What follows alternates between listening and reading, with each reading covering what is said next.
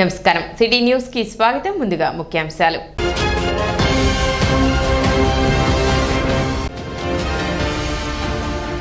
వాడి వేడిగా సాగిన మున్సిపల్ కౌన్సిల్ సమావేశం. అధికారుల పనితీరుపై ఆగ్రహం వ్యక్తం చేసిన సభ్యులు.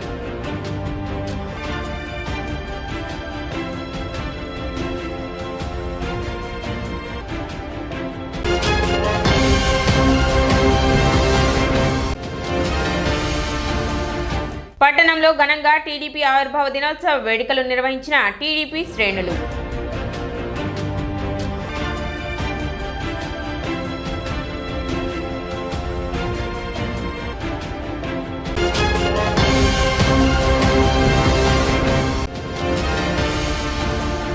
ఘనంగా దివంగత ఉమేష్ చంద్ర ఐపీఎస్ జయంతి వేడుకలు. నివాళులర్పించిన విజయవాడ అగ్నిమాపక శాఖ డీజీ మాదిరెడ్డి ప్రతాప్.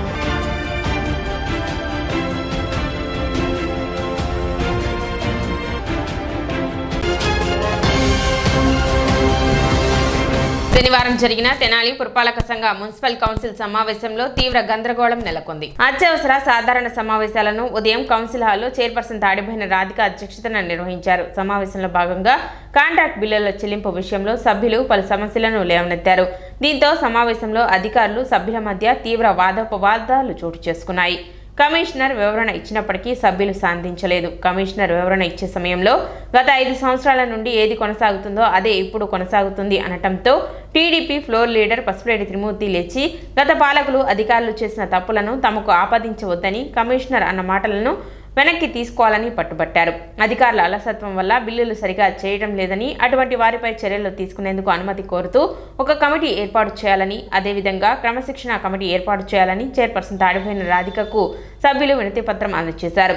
వర్కులు సరిగా జరగటం లేదని, కౌన్సిలర్లకు కనీస సమాచారం ఇవ్వటం లేదని, కౌన్సిలర్లకు కనీస గౌరవం ఇవ్వటం లేదని, పనులు సరిగ్గా జరగనప్పుడు అత్యవసర సమావేశం పెట్టాలని, పనులు చేయని అధికారిని తొలగించాలని డిమాండ్ చేశారు. అనంతరం చైర్పర్సన్ అజెండాలోని అన్ని అంశాలను ఆమోదిస్తున్నట్లు ప్రకటించారు. పనులకు సంబంధించి అధికారులు వహిస్తున్న అలసత్వంపై సభలోని సభ్యులు పార్టీలకు అతీతంగా ఆగ్రహం వ్యక్తం చేయడం గమనార్హం. ఈ సింగిల్ టెండర్ పట్టడానికి కారణం ఏంటంటే అధికారులు ఇలాంటి 8 నెలలకు కూడా ఫైల్ పంపించకుండా, ఆడిట్ అవ్వకుండా, బిల్లులు రాకపోవడం వల్ల, కాంట్రాక్ట్ ముందు రాకపోవడం వల్ల ఇలాంటి సింగిల్ టెండర్ పడుతున్నాయి. అధికారులు చేసే తప్పుల వల్ల ఇలాంటి మనం ఇలా కూర్చొని వాదన చేసుకునే పరిస్థితి మనకు వస్తుంది. రోజు 67 బిల్స్ ఉన్నాయనేటువంటి విషయాన్ని తేల్చారు. సంబంధించి యాక్షన్ స్టార్ట్ చేసి చెప్పాం, ఇన్స్ట్రక్షన్ కూడా ఇచ్చాం. సో ఇంతవరకు క్లియర్గా ఉంది అనేసి అనుకుంటున్నాం అందరికీ కూడా. సో గౌరవ వాసంతి గారు అనేటువంటి విషయం ఏంటంటే, ఇప్పుడు మాకు ఫైల్స్ స్టేటస్ కావాలనేసి కోరుతున్నారు. ఈ సభ ముందు ఉంచాల్సినటువంటి అవసరం ఉంది. అధ్యక్ష మైత్రి గారిని ఇప్పుడే కోరుతున్నాను, ఆదేశిస్తున్నాను. 67 ఫైల్స్ ముందు పెడుతున్నాను అధ్యక్ష. 67 ఫైల్స్ ఏవైతే ఉన్నాయో వాటి స్టేటస్ తోటి సభ ముందు వెళ్తాం. అందువల్ల నేను చెప్పడం, వాళ్ళు చెప్పడం ముందు ఫైల్స్ అన్ని యాక్టివేట్ చేయాల్సి సభ ముందు వెళ్తాం. సో ఒక్కొక్క ఫైల్ వైజ్ వెళ్ళిపోవడం, తర్వాత ఏంటి విషయాన్ని ఎక్కడైనా ఏంటటువంటి విషయాన్ని గమనించుకుందామని చెప్పేసి సభాధ్యక్షుల వారికి మా రిక్వెస్ట్ అధ్యక్ష. ఫైల్స్ స్టేటస్ అన్నింటినీ కూడా తీసుకొచ్చి ఫైల్స్ అన్నీ కూడా విత్ అబ్స్ట్రాక్ట్ తోటి పెడతాం. స్టేటస్ తోటి అంటే ఏ ఫైల్ యొక్క స్టేటస్ ఎక్కడ ఉంది అని చెప్పేసి నేను ప్రశ్నించిన దాంట్లో తప్పే ఉంటే నేను రాజీనామా చేసి మున్సిపల్ యాక్ట్ ప్రకారంగా ఏ జీవోలు అయితే, ఏ సెక్షన్లు అయితే, ఏ జీవోలు అయితే ఉన్నాయో దాని ప్రకారంగా ఇంప్లిమెంటేషన్ అనేది జరగట్లా. రెండోది వచ్చేటప్పటికి వీళ్ళేదో వీళ్ళకి నచ్చిన కొన్ని, నచ్చని కొన్ని దాని ప్రకారం చేసుకుంటే అన్నారు. సంవత్సరాలు కూడా పెండింగ్ ఉంది అధ్యక్ష. ఒక్కొక్క వరకు సంవత్సరం పెండింగ్ ఉంది, 7 నెలలు పెండింగ్ ఉంది, 8 నెలలు పెండింగ్ ఉంది. ఎందుకు జరగట్లా? ఎందుకు ఫాలో అవ్వట్లా?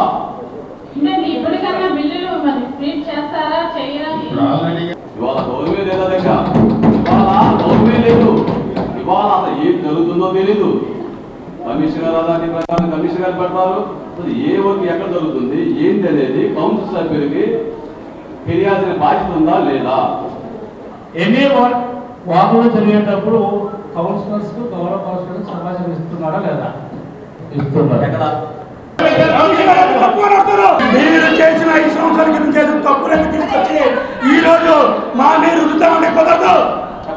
ఎందుకంటే కమిషనర్ గారు మాట్లాడి అది వెనక్కి తీసుకోవాలి. ముందు కమిషనర్ గారు మాట వెనక్కి తీసుకుంటారా లేదా? 5 సంవత్సరాల క్రితం నుంచి పాలవుతున్నప్పుడే పాలవుతామంటే మీరు చేసే పిచ్చి పనులన్నిటికీ మేము బాధ్యులమా? ఇప్పుడు కొత్తగా వచ్చినమేమో మీరు చెప్తారు మాట్లాడడానికి. ఇప్పుడు రావాల్సిన ఎన్ని కానీ ఈ మధ్యకాలంలో ఈ 8 నెలల్లో చేయాల్సిన పిలుసా, ఈ 8 నెలల కాంట్రాక్ట్ చేసిన వాడికి రావాల్సిన పిలుసా? అంతకుముందు ఆ ఇల్లు తీసుకొచ్చి మీరు 5 సంవత్సరాల నుంచి చేస్తున్న వాటిని ఇంకా ఫాలో అవుతున్నారంటే మీరు చేసే ప్రతి పిచ్చి పనికి మేము మా గవర్నమెంట్ మేము బాధ్యమైతే 25/10/2024 మీరు పెట్టిన ఖర్చు అదర్స్ అని 5,75,000. 23/11/2024 పెట్టిన ఖర్చు మీరు 24,56,000. 27/12/24 మీరు పెట్టిన ఖర్చు అదర్స్ అని 77 లక్షలు. 31 మీరు పెట్టిన ఖర్చు అదర్స్ అని 33 లక్షలు. 24/2/25 పెట్టిన ఖర్చు మీరు 36,26,000. ఈనాడు పెట్టిన ఖర్చు 28,86,160 రూపాయలు. మీ దగ్గర లెక్కుందా? మీ దగ్గర లెక్కలు వచ్చింది ఇప్పుడు. మళ్ళా మీరు ఒకే నెలలో 26/9/2024 మీరు వేతనాల కింద ఖర్చు పెట్టింది 2,25,00,000. మళ్ళా ఒక్క నెలలోనే 25/10/2024 1,28,00,000. అంటే ఒకే నెలలో డివియేషన్ మీకు వేతనాలకి ₹1,00,00,000 చిల్లర. అంత తేడా ఎందుకు వచ్చింది? మళ్ళా నిర్వహణ ఖర్చు ఏమంటారు అధ్యక్ష? 26/9 మీరు పెట్టిన నిర్వహణ ఖర్చులు వచ్చేసి 54,97,000. 25/10 మీరు పెట్టిన ఖర్చు 26,78,000. 23/11/2024 మీరు పెట్టిన ఖర్చు 46 లక్షలు. 27/12 20 లక్షలు చిల్లర. 31 33,26,000. మళ్ళా పోయిన నెలలో మీరు పెట్టిన నిర్వహణ ఖర్చులు వచ్చేసి 61,06,704 రూపాయలు. 61,000 పోయిన నెల అని చూపిస్తాను. తీసుకొచ్చాయి మీకోసమే 61,06,704 రూపాయలు. ప్రతి నెల మీరు పెట్టిన నిర్వహణ ఖర్చులు ఏంటి? మీ దగ్గర లెక్కలున్నా మీరు ఇప్పుడే మీకు ప్రతి నెల పెట్టేటువంటి లెక్కలు దీంట్లో ఏదో అనేటువంటి అవకాశమే లేదు. అవన్నీ కూడా గత సంవత్సర కాలంలో ఆదర్శమైనటువంటి ప్రతి కూడా ఎప్పుడు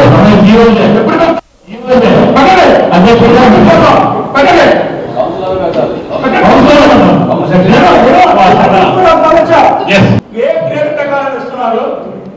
ఇవ్వాల్సిన వ్యక్తికి ఉన్న అర్హత ఏంటి? అసలు కౌన్సిలింగ్ ఎందుకు తెలియచేయకుండా మీరు చేయాల్సిన అవసరం ఏంటి? ఎందుకు చేస్తున్నారు? జాబితా వర్క్ అనేది మాకు తెలియజేయడం ఎవరికి ఇస్తారా చెప్పరా? మీ ఇష్టమేనా?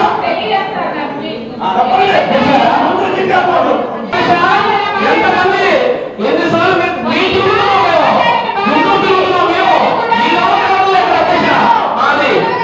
అది ఎవరిని ఇబ్బంది పెడతానికి ఇవన్నీ మీరు ఎందుకు పిలుస్తున్నారు? మీరంతా పని చేయడం చేతనప్పుడు పని చేసేప్పుడు స్కూల్ పిల్లలు వచ్చి నుంచుంటారు చేతులు కట్టుకొని పని మొత్తం చేయించుకుంటారు. అయిపోయిన తర్వాత హెడ్ మాస్టర్ లాగా ఉంటాడు. సార్ అంటే అపాయింట్మెంట్ లేదు రావయా సార్ పని బిజీగా ఉన్నాడు. అది ఆ రోజు ఏమైంది? అలాంటప్పుడు ఎందుకు పిలుస్తున్నారు ఇవన్నీ మీరు? 7 నెలల క్రితం చేసిన పనులు కూడా మీరు బిల్లు చేయకపోతే నీ కారణం పని చేయకపోతే నువ్వు మాట్లాడకపోతే నేనేం మాట్లాడాలి? తనులు అడుక్కోవాలా? మేము తనులు అడుక్కోవాలా? ఫ్రీ ఆడిట్ కోసం గుంటూరు ఫైన్ పట్టుకుని 1కి 3 సార్లు ఎందుకు తిరుగుతున్నాం తెలుసా? ఇక్కడ పనిచేసేవాడు సరిగ్గా లేకపోతే వాడు తప్పు కొడితే వాడు రూపాయి తేడా ఉంటాయి. 10 లక్షల 10,000 1 రూపాయి ఉంటే 1 రూపాయి తేడా అయితే మళ్ళీ ఇచ్చేస్తారు. రూపాయి తేడా సరి చేసుకురాపా మాకే సహకరించలేదు ఎట్లానే సహకరించలేదుగా. నేను అంతా పట్టణ చట్టపడేవాళ్ళు లేదు అంతా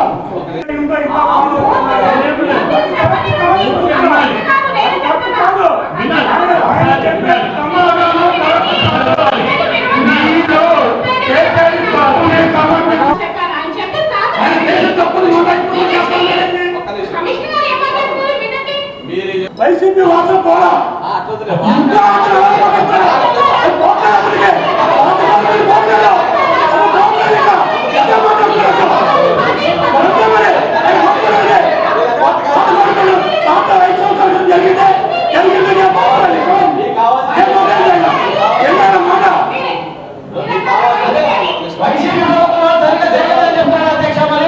అయితే ఆ మాట ఆయనకు తీసుకుంటారా లేదా? ఆయన చెప్పాలా మాట? అధ్యక్ష విషయంలో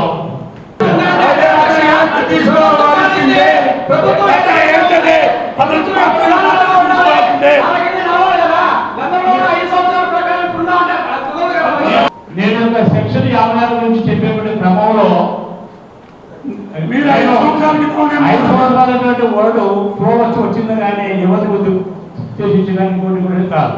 మీరు మాట్లాడుతూ అలాంటి మీ యొక్క మనోభావాలు గల ప్రాబ్లం కొట్టేగా నాకు అభిప్రాయం తగ్గదు. అందువల్ల కానీ దీన్ని వేరే వేరేగా వేసేసి ఇంకోటి మీద కాదు. సెక్షన్ 56 సోదయంలో దాన్ని ఫాలో అవుతున్న అధ్యక్ష అయ్యేలా సరే సెక్షన్ 56 ఏదైతే ఉందో అది ఫాలో అవుతాం. దీన్ని గమనించుకోవాలి. ఫాలో అవుతాం. ఇక్కడ ఫాలో అవుతున్నారు కాదనేటువంటి విషయాన్ని గమనించుకోవాలి. కూడా 65 ప్రకారంగా సెక్షన్ 31 ప్రకారంగా ఒక కమిటీ వేసే అధికారం కౌన్సిల్ ఉంది అధ్యక్ష. దానికి సంబంధించిన లెక్క కూడా మేము ఇస్తాము. దానికి సంబంధించిన దానికి ఎందుకంటే ఏం జరుగుతుందనేది తెలియాలి. నేను కొన్ని మాట్లాడడం బాగోదని చెప్పి నేను మాట్లాడలా, కానీ ఖచ్చితంగా దాని మీద మీకు కౌన్సిల్ సంతకాలు అందరం పెట్టాము. అందరం కలిసి అది ఒకటి ఇస్తాం. రెండోది అధ్యక్ష, ఒకటి ఒక కమిటీ అయింది సెక్షన్ 31 ప్రకారంగా, అట్లానే 71 ప్రకారంగా ఏ అధికారులు అయితే పనిచేయకపోతే కౌన్సిల్ ప్రత్యేక సమావేశం పెట్టి కౌన్సిల్లో తొలగించే అధికారం కౌన్సిల్ ఉంది అధ్యక్ష. ఈ రెండు ఫాలోఅప్ చేస్తారని చెప్పి గౌరవంతో అందరం కలిసి సంతకాలు పెట్టాం. 27 పన్నెండు వచ్చి 75 లక్షలు అయింది. అక్కడే వేరియేషనే 50 లక్షలు ఉంది. అంత నిర్వహణ ఖర్చులే ఉన్నాయి, అంత అదర్స్ ఖర్చులే ఉన్నాయి. ఆ ఖర్చులే చెప్పాలి కదా సార్. ఎక్స్పెండిచర్ 3,6,90,000 రూపాయలు పెట్టాం. అందులో అదర్స్ కింద 70 లక్షలు చూపెట్టాం అధ్యక్ష. 70 లక్షలు ఆ మాసంలో ఎక్స్పెండిచర్ 5 లక్షలు చూపెట్టాం. అందులో ప్రధానమైంది 49 లక్షల రూపాయలు ఈఎంటీస్కు ఎనర్జీ ఇన్సూరెన్స్ సంబంధించి 49 లక్షల రూపాయలు పే చేయడం జరిగింది. సాధారణ సమావేశం, అత్యంత సమావేశం 2 అంశాలు పెడతం జరిగింది. అందులో సాధారణ సమావేశం వచ్చేసి 79 అంశాలు అని ఆమోదించడం జరిగింది. 13 అంశాలు పెడతం జరిగింది. అత్యవసర సమావేశం అయ్యి ఆమోదించడం జరిగింది. వార్డు డెవలప్ కోసం దాదాపు 7 కోట్ల రూపాయలని ఈ రోజున ఎజెండాలో పొందపరచడం జరిగింది. డెవలప్ కోసం రోడ్స్ కానీ డ్రైన్స్ కానివ్వండి, అలానే సిల్ట్ మెయిన్ సమస్య ప్రజలకల్లా సిల్ట్ విషయంలో కాబట్టి టెండర్ పిలవటం జరుగుతుంది. అలానే ప్రతి 40 వార్డుల్లో ప్రతి రోడ్డుకి వెళ్ళి నేను కానీ కమిషనర్ గారు కానివ్వండి, ఆఫీసర్ ఎవరైనా సరే వెళ్ళి ఎక్కడైతే సిల్ట్ చూపిస్తున్నారో ప్రతి వీధికి మేము వెళ్తాము. తప్పకుండా మేము దాని మీద ఎవరైనా సరే వర్క్ సరిగ్గా చేయకపోతే కాంట్రాక్టర్ ఊరుకునే పని లేదు. అప్పుడు ఓన్లీ సిల్ట్ కోసమే 60 లక్షల రూపాయలు మేము ఖర్చు చేస్తున్నాం. అది మేము అధికారులు కానీ మేము కానీ తప్పకుండా మన తెనాలి పట్టణంలో తప్పకుండా మెరుగైన పాలన తీసుకురావాలని మా ఆశయం కూడా. తప్పకుండా అలానే మన మంత్రి గారి సపోర్ట్తో ఈ రోజున వార్డు డెవలప్ వస్తుందని ఏదైనా చేస్తున్నాం కాబట్టి రాబోయే రోజుల్లో ఇంకా బాగా మెరుగుపరుస్తామని కోరుకుంటున్నాను. అలానే మన సభ్యులు వచ్చేసి ఏదో చిన్న చిన్న సమస్యలు చెప్పడం జరిగింది. ఫైల్ విషయంలో కాంట్రాక్ట్ ఫైల్ అని కొంచెం అధికారులు కొంత భాగంగా వాళ్ళ సమస్య ఉన్నా కూడా ఆన్లైన్లో సరిగా కాకపోతానా వాళ్ళు చేయలేకపోతున్నారు. అలా అని మా అధికారులు కూడా చెప్పడం జరిగింది. ఇక నుంచి ఇలాంటి పెండింగ్ ఉండకుండా ఫైల్ ముందుకు నడిపించాలని మనస్ఫూర్తి కోరుకుంటున్నాను. దివంగత ఐపీఎస్ ఉమేష్ చంద్ర 59వ జయంతి కార్యక్రమాన్ని పట్టణంలో నిర్వహించారు. ఈ సందర్భంగా చెంచుపేటలోని ఉమేష్ చంద్ర విగ్రహానికి పూలమాలలు వేసి నివాళులు అర్పించారు. కార్యక్రమానికి విజయవాడ అగ్నిమాపక శాఖ డీజీ మాదిరెడ్డి ప్రతాప్ హాజరై ఉమేష్ చంద్రకు నివాళులు అర్పించారు. ఉమ్మడి రాష్ట్రంలో నిబద్ధత కలిగిన ఐపీఎస్ అధికారిగా పేరు తెచ్చుకున్న ఉమేష్ చంద్ర మావోయిస్టులపై ఉక్కుపాదం మోపారన్నారు. తెనాలి ప్రాంతానికే కాక తెలుగువారందరికీ ఆయన గర్వకారణంగా నిలిచారని డీజీ మాదిరెడ్డి ప్రతాప్ అన్నారు. అనంతరం విద్యార్థులకు స్వీట్స్ పంపిణీ చేశారు. కార్యక్రమంలో పట్టణ పరిధిలోని అన్ని పోలీస్ స్టేషన్ల సీఐలు, ఎస్ఐలు, సిబ్బంది మరియు కనిగంటి మురళి, ఐనంపూడి కోటేశ్వరరావు, రావెళ్ల మురళీకృష్ణ, ఇదర పూనచ్చన్, దామోదర్రావు, జాస్తి భుజంగా, ఉమామహేశ్వరరావు, సత్యనారాయణ, రాజాబాబు, పావులూరి రాంబాబు, ఉమేష్ చంద్ర కుటుంబ సభ్యులు పాల్గొన్నారు. మేమిద్దరం అకాడమీ, నేషనల్ పోలీస్ అకాడమీ హైదరాబాద్లో ఐపీఎస్ జాయిన్ అయినప్పుడు 2 సంవత్సరాల పాటు ట్రైనింగ్ కలిసి చేసామన్నమాట. అతను మన ఉమేష్ చంద్ర సర్వీస్లో ఉన్నంతకాలం ఒక హీరోలాగా బ్రతికాడు. మంచి పని చేయడంలో అంకిత భావంతో పని చేశాడు.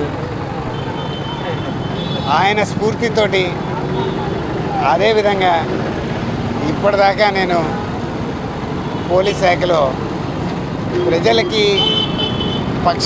ప్రజల పక్షాన నిలబడి అంకిత భావంతో నాకు శక్తి సామర్థ్యాలు అన్నీ ఓడించి సేవ చేశాను.